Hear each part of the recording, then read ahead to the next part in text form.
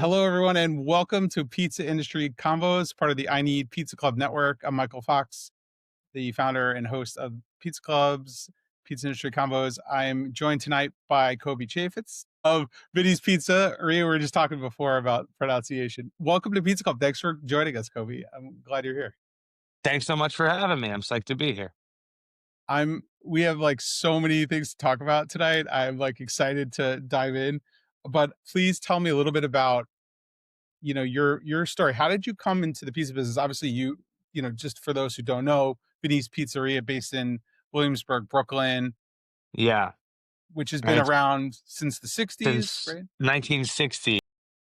So yeah, tell us a little bit about your story and kind of coming to Vinny's and how that happened. Curious about that. Well, in 1960, I opened Vinny's Pizza. What do you mean? Sure.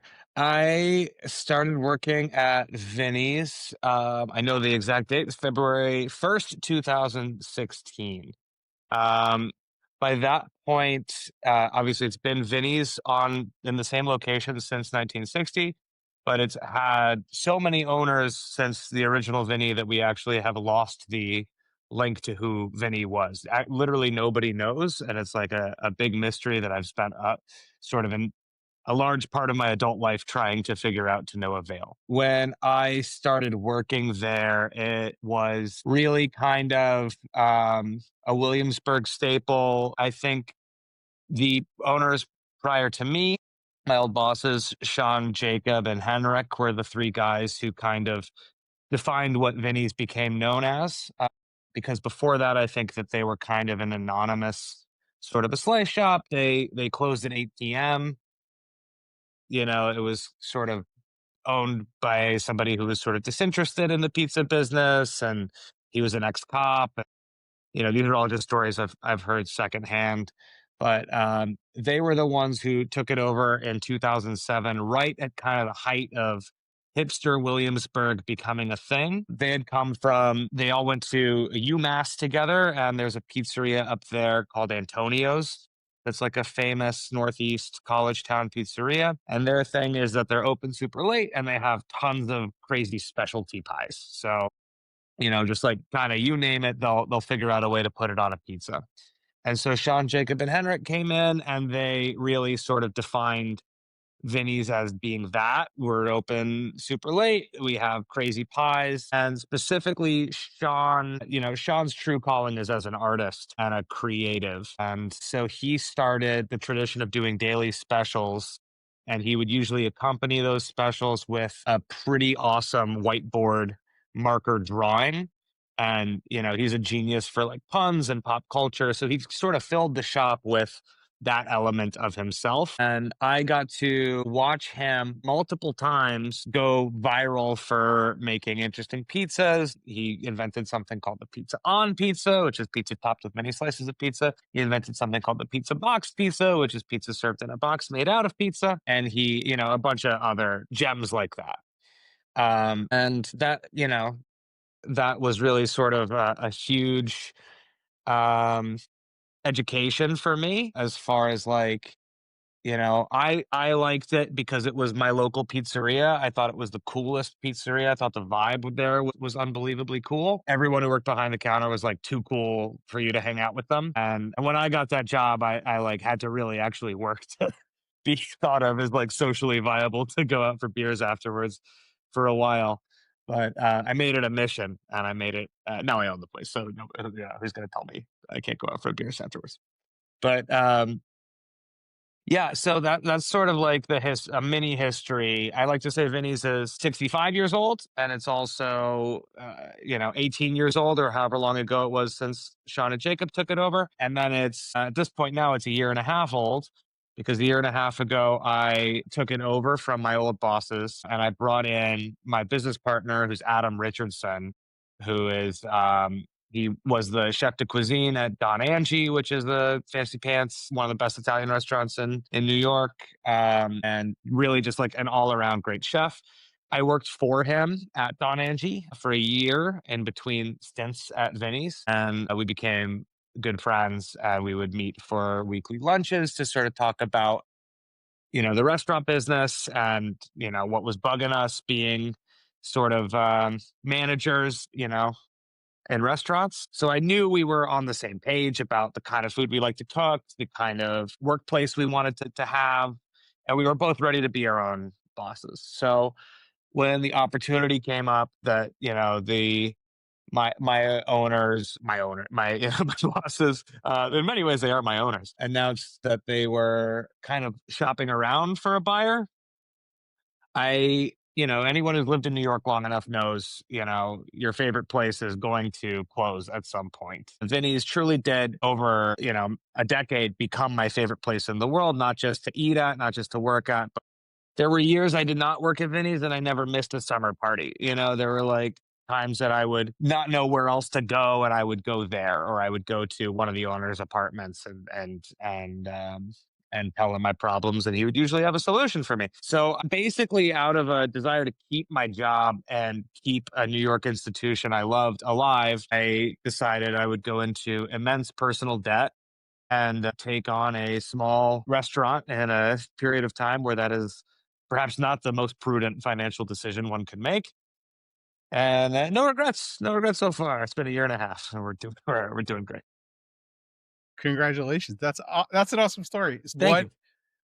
What I guess now that you have assumed you guys have kind of taken over, it's your year and a half in, right? So what have Yes, you how do you keep that like vibe and energy going, but how do you also make it your own, right? Because this is now, you it's an guys have your excellent own question. vision. How do you balance that? How do you square that circle?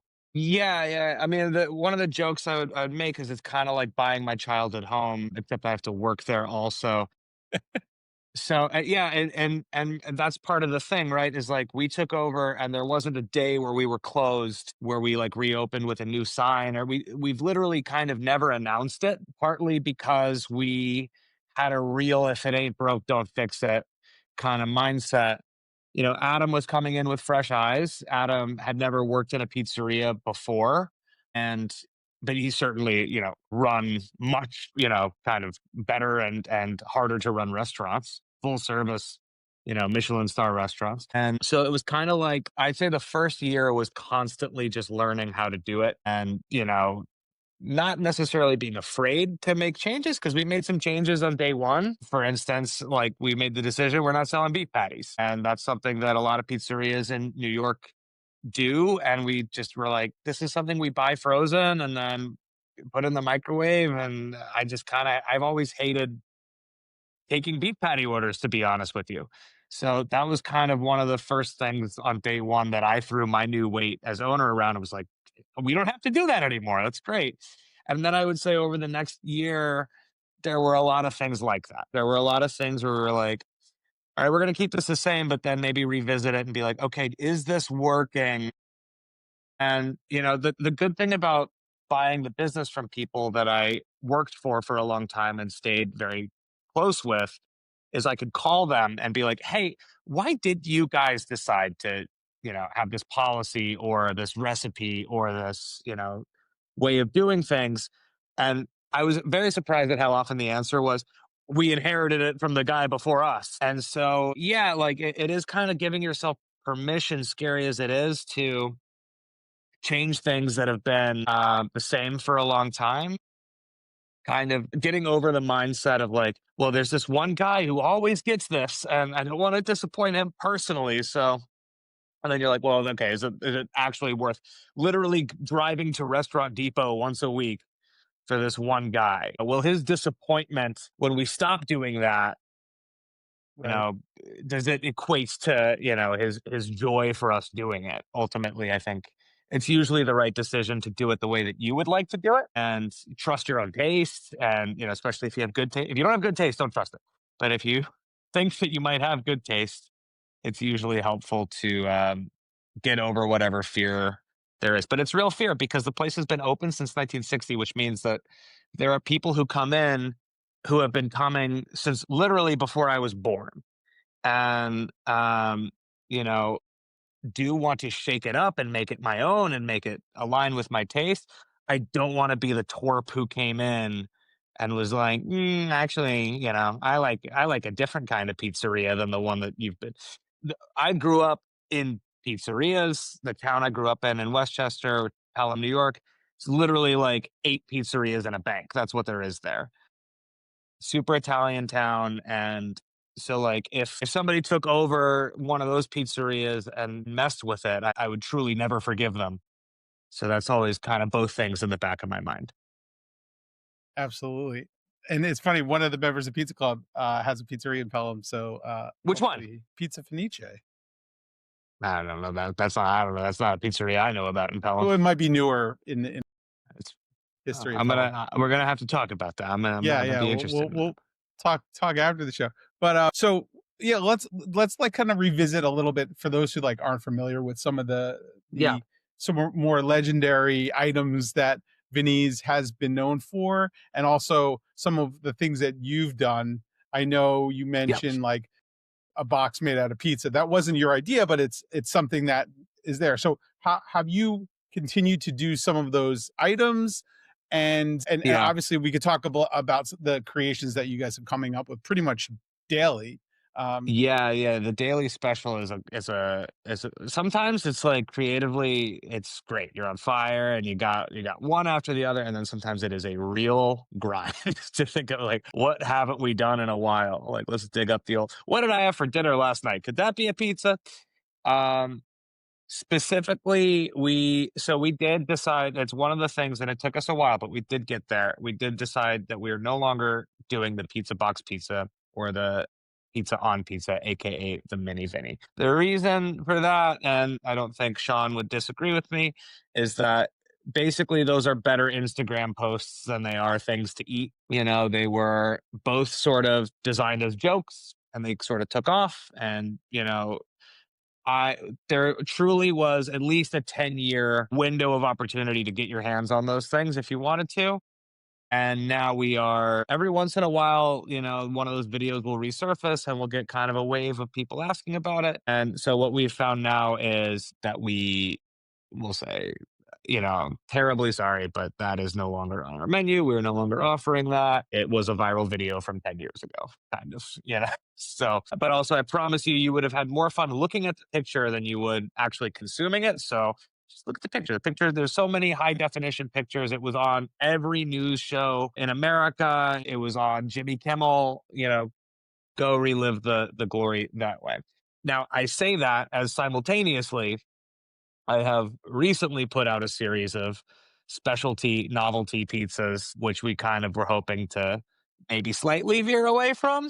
But it's like, it's that old spirit of Vinny, you know, he's just like pulled you back in, which are I would say like the really big ones from the last couple of weeks where we did one that is like a tomato soup pizza with tiny little grilled cheese sandwiches on top. And we had a latke pizza for Hanukkah that went a little bit viral. And some other we did a ratatouille pizza that's like the kind of ratatouille from the movie Ratatouille, which food nerds tell me is not really ratatouille, but okay, then why is the movie called Ratatouille? Get over yourself. Um, Everyone knew what I meant when I said it and stuff like that. So then it's sort of like, how do we balance the notion that we're trying to do a new thing ourselves while also like, you know, we laugh at ourselves like, okay, we kind of said we were going to go in a different direction and not do so much novelty, and yet it's so much fun. It makes people so happy. And honestly, I think I can say that we're approaching everything from a culinary mindset. You know, Adam and I are, in addition to being pizza cooks, are also trained chefs. Adam, especially, has a very high, you know, chef pedigree. So we're making sure that whatever we do, like when we make a latke pizza, we're certainly not buying hash browns from Cisco and Mott's applesauce and kind yeah. of throwing T- it together. Tell us That about is that process. literally Actually, yeah, I'm curious. it's literally me or Adam getting up at the crack of dawn and getting there early so that we can use our tiny little like Cuisinart food processor. Because Vinny's don't have no Roboku. Shred potatoes, soak them, brain them, onion. Like we are literally making latkes from scratch to order every day when we make that pie. And thank Hashem, Hanukkah is over, and I'm not going to do it for another year. The year before, I literally like had the plan to make a latke pizza, and I got like too drunk off Manischewitz the night before, and so I made something called the lazy latke. And that one I did buy Lay's potato chips and put it on a pizza with applesauce and sour cream. This one, we did it all the way. The ratatouille one, same deal. It's a lot of waking up early because, again, one of the things we don't want to do to upset the balance is we certainly don't want to hand a bunch of ingredients to our prep guys and go, we're making this crazy pizza today. Now I need you to make ratatouille or I need you to make grilled cheese sandwiches or whatever. So we're really big as owners. Not only are we in the shop working, 6 days a week, but we are also, you know, very big on if there's something extra that we want done because we're fancy boys and we want something a little extra, we're going to be the ones who do it. So Got it. anytime you see like a special like that, it's my hands, Adam's hands, or one of our sous chef's hands that are doing that prep. So, yeah, let's talk a little bit about the creative process though for doing this because you kind of gave us a little peek in that world. Like, how are you kind of dreaming these up? And is it really? First of all, explain the daily special sort of to people who might not. I mean, we know what a daily special is, but you're literally Yeah, serving something unique every day. So how do you? something completely different. Yeah, Right, which we is very unusual, probably for So any what's fun? pizzeria. What's funny is like since Vinny's is like the I've maybe I've spent very brief time at other pizzerias, but Vinny's is the pizzeria I've worked at. It's like it is kind of funny. Like I would kind of catch myself asking other operators, like, "And what do you guys do for your daily specials?" Like, what are you talking about? We don't do any specials. That is something we inherited from Sean, and it is I would also venture that when I talk to other pizzeria operators, the menu is so stagnant at a pizzeria. And there's a lot of combinations you end up doing because you have, a more customization than at like a restaurant. But, your menu, generally a pizzeria menu is what? It's like regular pepperoni, margarita, white, vodka, Sicilian maybe, like, that's kinda what you got. Maybe you got a spicy one, maybe you got, like, a specialty thing, but, yeah, the creative process for the specials is once a week, Adam and I will sit down, and kind of plot out specials for the next week. That way we can kinda make sure that we have a rhythm that feels sustainable. Friday special, Saturday special, it's gotta be something that can go. It's gotta be something that can, like, be a quick pickup. We can prep it out in advance, and it's not like you're gonna need to be frying latkes to order on a Friday night. Monday specials, you can go crazy. Monday, a lot of if you check the Instagram, the ones that are like where we really mess with the structure of the pizza, usually gonna be on a Monday or a Tuesday. And then we'll kind of plot out like what the food's gonna be and like what our take on it might be. And then believe it or not, the rest of the process is we get there at 10 o'clock in the morning. We do regular setup for the pizzeria. While that's going on, we're like ideating on, how exactly we're going to put the pie together. We have to draw the special board, two of them, one for inside, one for outside. Lately, I've been using the outside special board to update the neighborhood on my opinions on Boardwalk Empire, which I'm watching for the first time. I'm in the middle of season two, and I'm not sure how I feel about it. I'll write like literally like a full two paragraphs about like, okay, like I really like watching CP Semi in this, but I'm not so sure that this plot line for me is working out. If you've seen the show to completion and you think I should keep watching, please stop in and tell me. Also, by the way, the special is whatever it is. And then the videos is sort of the next main part. The videos we shoot day of, during service, or right before, and then I like edit them in 10 minutes on my phone and put them on the internet. And usually there is no game plan up until like sometimes literally I take the phone and I put the microphone on and I like see what happens. Sometimes I'm like, okay, like this is a funny idea, but it's always inspired by like what the special is, or it is just some like random stuff that I think is funny. And as far as like the humor of it goes, I would call it pretty firmly line cook humor. I have like God, it's so embarrassing to say. I have a background in amateur stand up comedy. I tried to do stand up comedy for like an embarrassingly long time, starting when I was 16 and stopping like when I bought a pizzeria. Which I would say this won't be surprising to anybody who's done stand up or worked in a kitchen, but the amount of laughs that I have had doing actual comedy with other comedians versus 9:30 p.m. on the line at any restaurant, one is totally not funny and one is hysterical, and the one that's hysterical is the restaurant.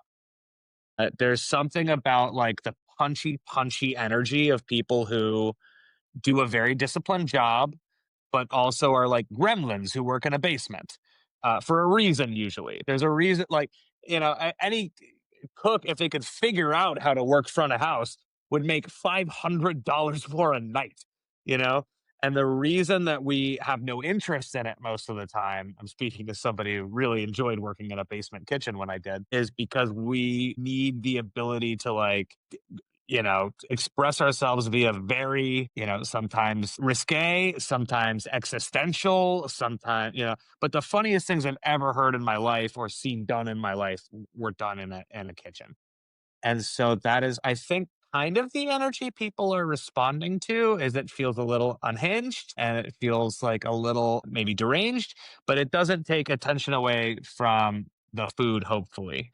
And Adam has a quote that he says all the time that I've sort of adopted, which is we take the food really seriously, but not ourselves, which is a helpful because I do think that there's a hard balance with, and I wonder if you've talked to other pizzeria people about this in the past of like there's kind of it seems to me like two genres that exist of promoting your pizzeria on social media. Yeah. One of them is you have the pizza maker in the walk-in pointing to his dough being like we use a 72-hour cold ferment, talking about what flour he buys and being like, pizza nerd stuff, which, listen, I'm all for, but my opinion is the customer doesn't care.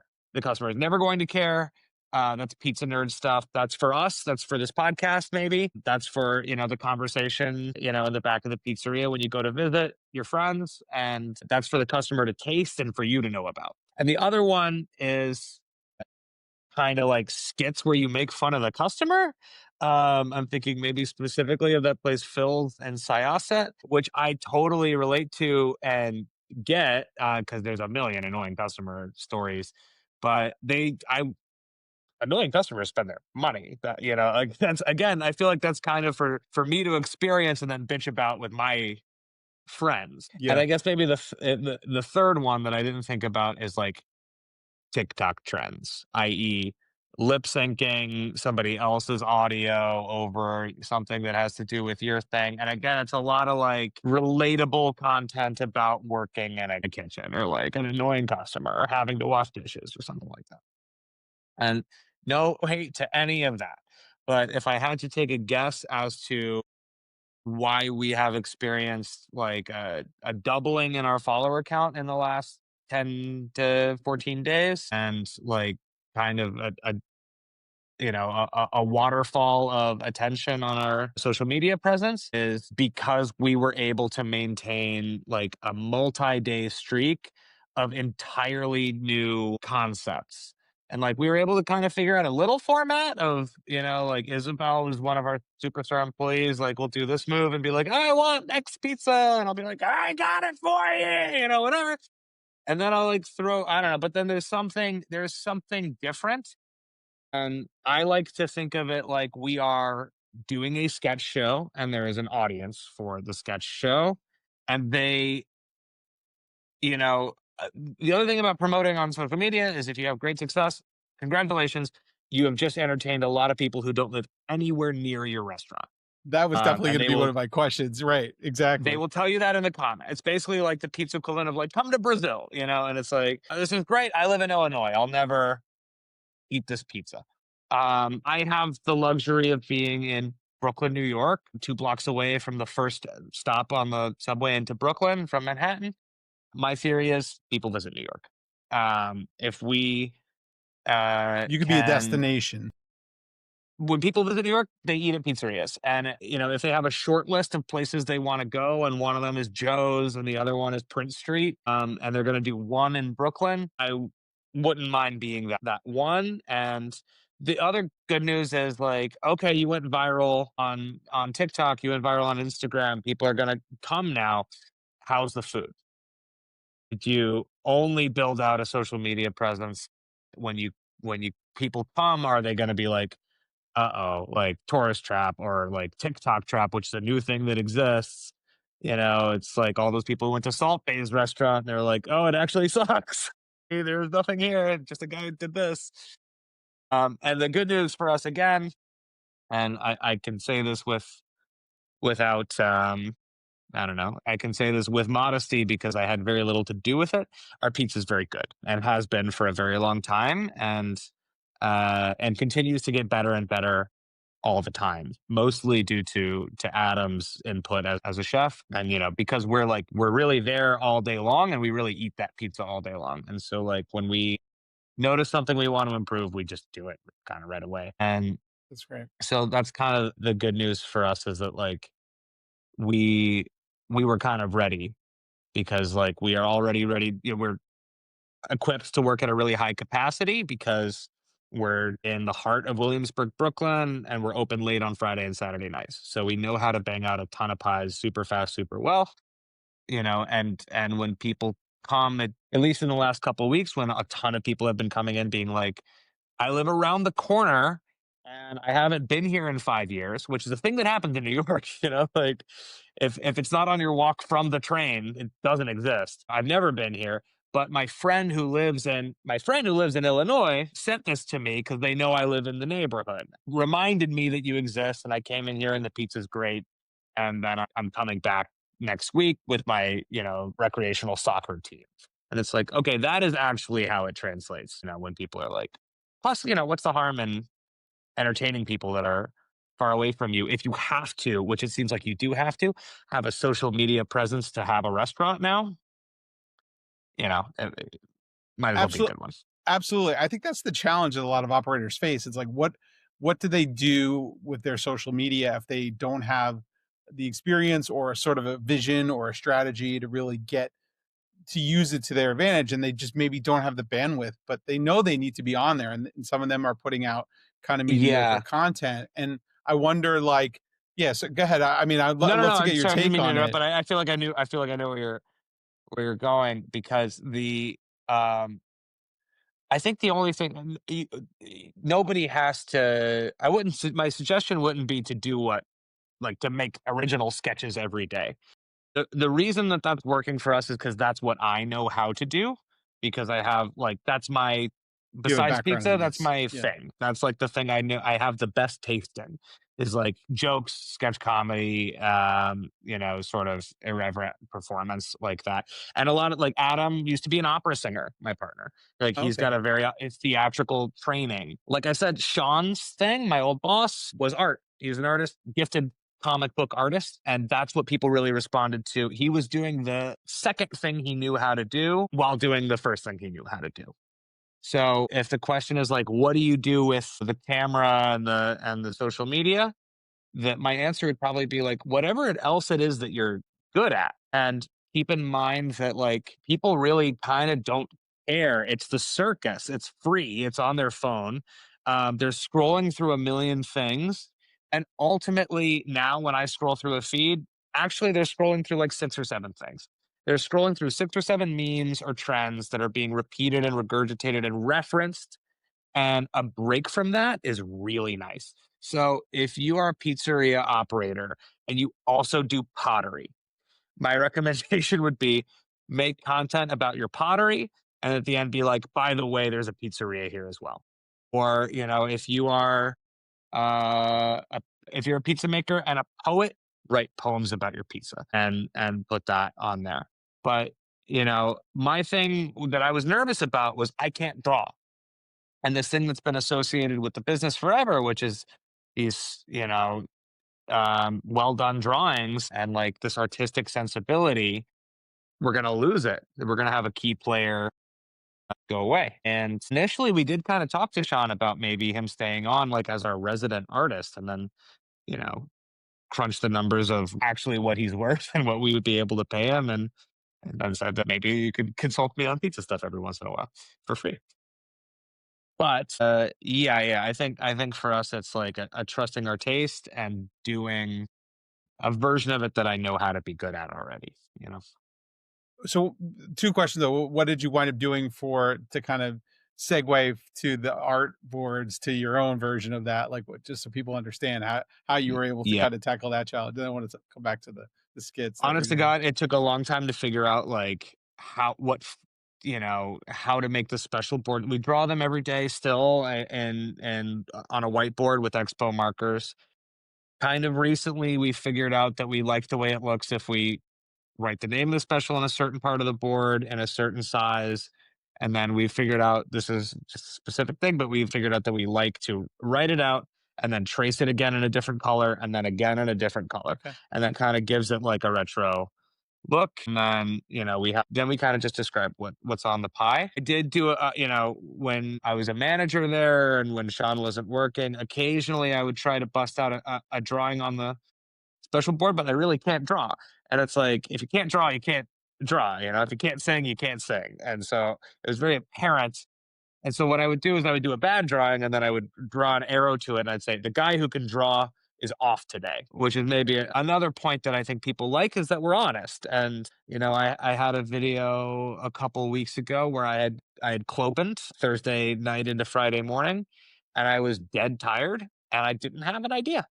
That's what I said in the video. I said, I closed last night. I'm opening this morning. I don't have a funny idea. The special is still delicious. I made sure to, I think it's important when you're honest to be like really kind of verbose about it and be like overly descriptive so people don't feel like you're missing or leaving anything out. You don't forget to say the special is still really good today, even though I didn't have it. The tired guy didn't make it. Here's Adam. Adam made it. Hand off the camera to Adam, which I think is a kind of communication that doesn't come easy to me all the time. I think it sort of requires you to like open a hole in yourself that um, is wide enough for the truth to come out of. Same thing with like I could people can smell salesmanship from a very long way away. I used to have a job writing push notifications for a karaoke app, yeah, it's a random job. But that's the job I had before I went to Vinny's, and it changed my life. I'm no longer writing push notifications for a karaoke app. But they insisted that at the end of every notification, I would say, "Come and sing with us." And to me, that just felt disingenuous every single time it went out. And they're acting like people are rubes who can't sense disingenuity, but they totally can every single time. So, I could on the outside special board be like, come on in, get this pizza. It's really good. And instead, what's actually on my mind is the TV show I was watching the night before, which is what's on everybody's mind. So, I write that out. It seems like, in a sea of places that are, putting on some kind of a front or, really kind of, we don't have a PR team. We don't have a marketing firm or an agency. We just kind of have ourselves. And that's, none of us are. Adam is a classically trained chef and a classically trained opera singer. I did 6 months of spaghetti college, AKA culinary school. And besides that, there's like no real training here. So, I think we're honest about that. And we just kind of, your question was, how do we do the special board? That's how we do the special board. Thank you for getting there. Thank for bringing this back. No, I think for a lot of we talk about comedy, right? Like that's something that you're doing with this with these skits because you're entertaining people. And I think I'm just curious to know like what you think for other people who are not into comedy, but entertainment is a part of social media, right? Like we go to Hmm. social media to be entertained, and I'm just curious like your thoughts on, I know you said that people should kind of lean into what they know, and obviously not everybody has done stand up like you have or been Yeah. down this road. It's a very specific thing that brought you here, right? This sort of crossing of paths. Yeah, I'm just curious, like, what is your thoughts on entertainment for pizzerias or restaurants even that Hmm. can get kind of bring people to the table to see your, come check out your specials or check out your pizza. For sure. Yeah. Again, I think that look, I think also like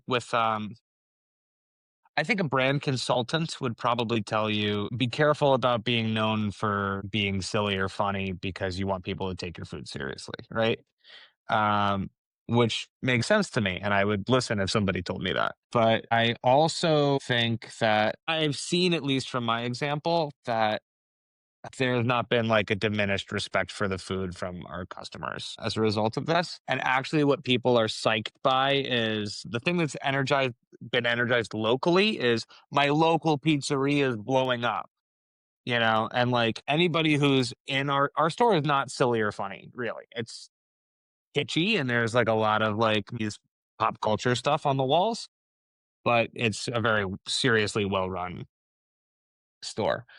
Um, as far as like other pizzerias like incorporating comedy into their stuff, um, I think you either know what's funny or you don't. So if you don't try it. And if really actually what you are better at is being earnest, there's not one thing that does better than anything else, I don't think. I think that there's truly infinite room on social media platforms because everyone's got a different algorithm. And actually now the algorithms I think are pretty good at putting the content in front of people who will appreciate it.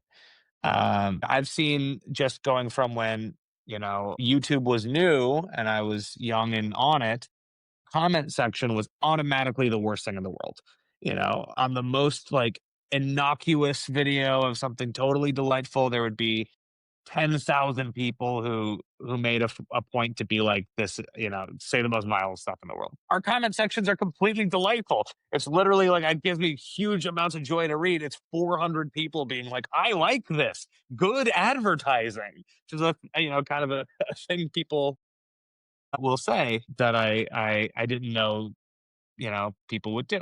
So yeah, again, like I think it's really just about like whatever you can do, whatever your actual when the camera's on you and you're not putting on a front. And you can go back and look. We haven't deleted anything. You can go back and look at failed attempts.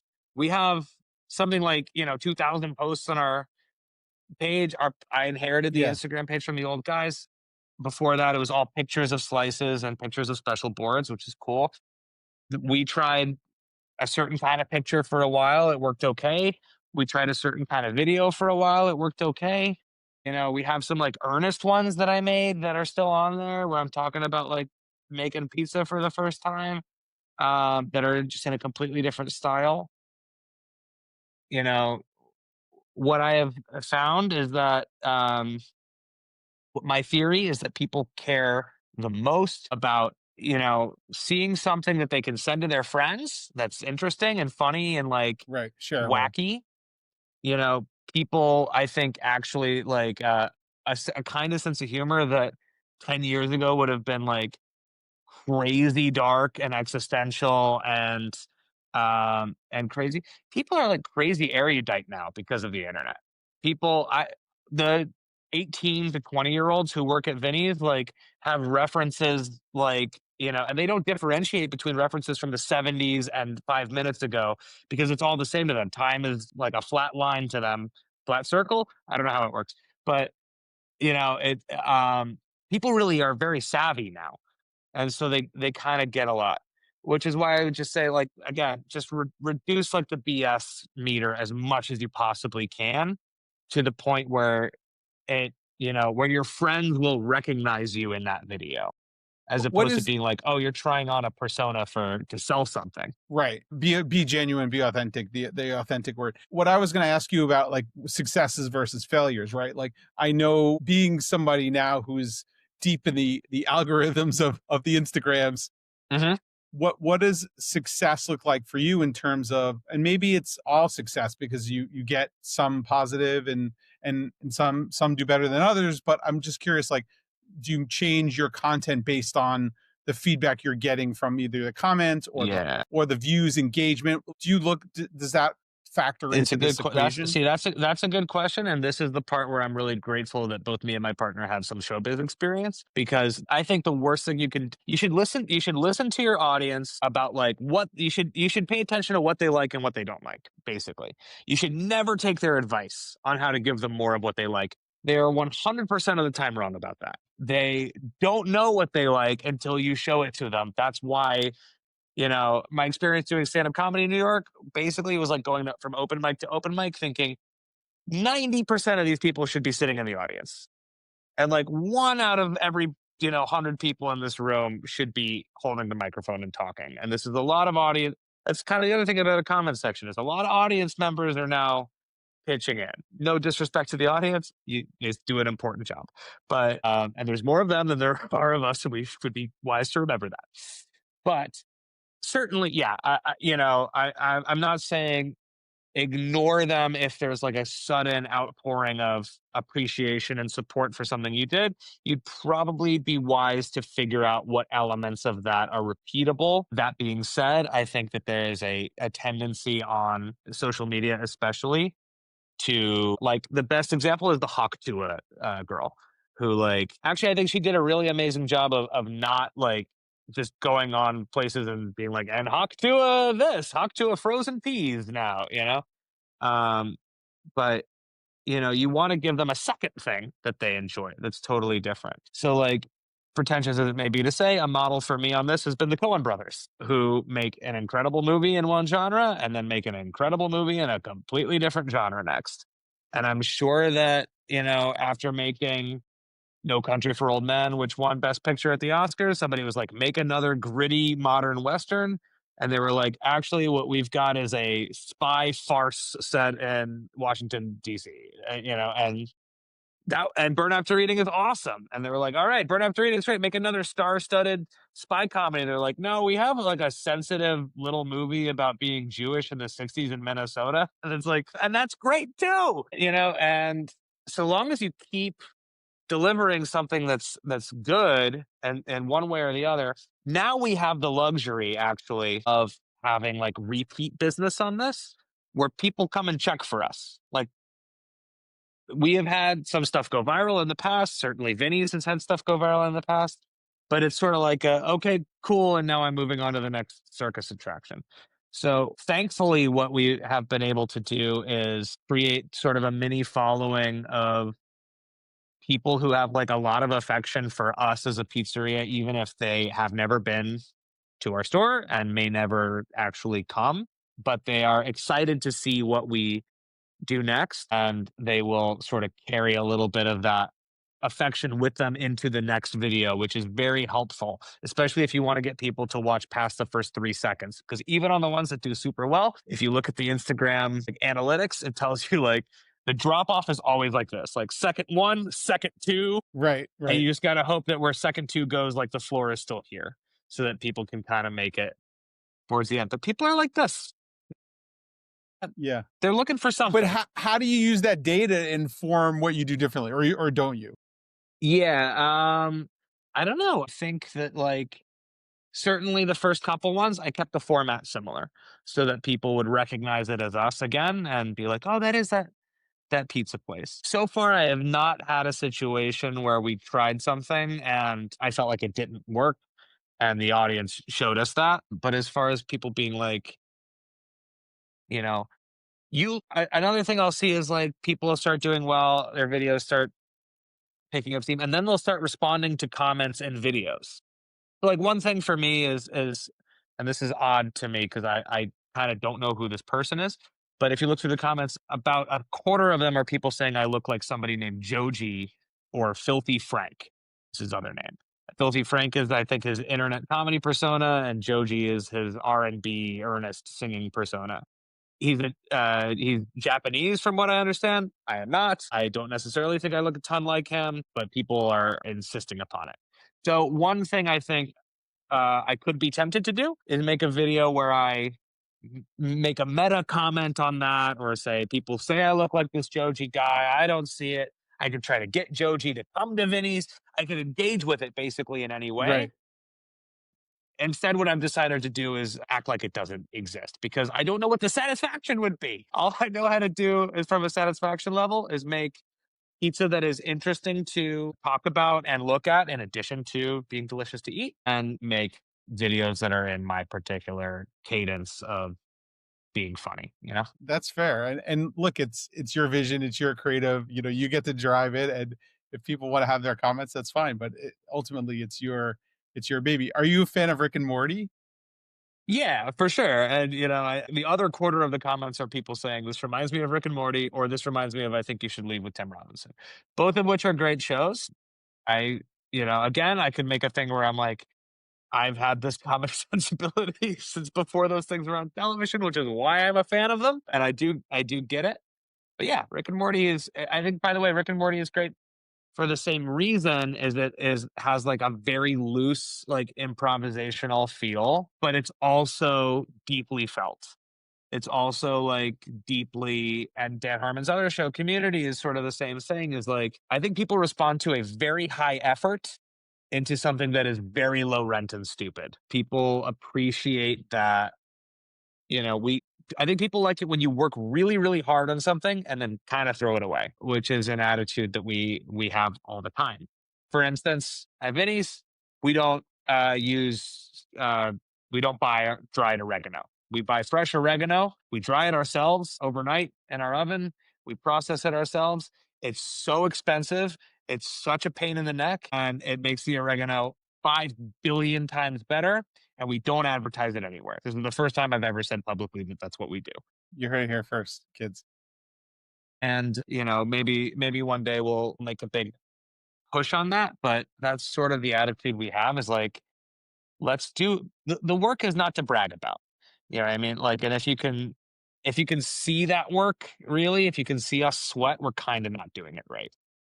So, yeah, I think kind of like, keep it light, Yeah. throw it out there, see what works. I know we have to wrap up now, but before we go, what's next for, you and Vinny's and your business partner? What's to look forward to in 2026?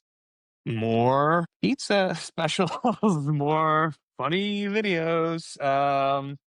No, the nice thing about when we're doing well is, like, cool people want to work with us. So just from the last couple of weeks, we have some things in the works with some chefs and restaurant people that we are super psyched about, and we look forward to that. Check us out on the Instagram and keep your eyes peeled. That's awesome. Yeah, and more collabs to come. I love it. Coby, thank you so much for making time. For those who want to follow along with the fun content you're putting out there and Vinny's and just seeing what you're up to, how can they follow you and stay in touch? We're on Instagram at Vinny's Brooklyn, Vinnies, and we're on TikTok at Vinny's dot Pizzeria. Awesome. Well, thank you so much again for Pizza Club. Make sure to like and subscribe to us here on YouTube and check us out on Instagram. I need Pizza Club.